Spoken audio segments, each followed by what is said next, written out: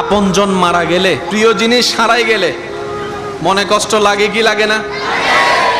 আপন মানুষ হারিয়ে গেলে মনে কষ্ট লাগে কি লাগে না?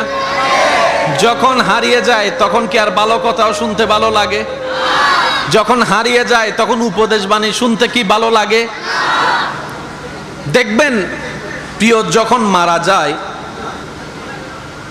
মানুষ যখন অজর দ্বারায় কান্না করতে থাকে, আমার মাটা মারা গেল, আমার বাবাটা আমাকে ছেড়ে চলে গেল, আমার স্বামীটা মারা গেল, আমার স্ত্রীটা মারা গেল, যখনই মৃত্যুর সংবাদ মুসলমান শুনে সবাই মিলে আমরা একটা আয়াত পড়ি। সবাই মিলে বলুন তো আয়াতটা।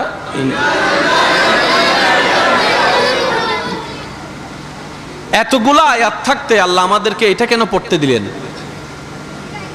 এই একটা আয়াতের ভিতরে সমস্ত প্রশ্নের উত্তর এক জায়গায় আল্লাহ রেখে দিয়েছেন।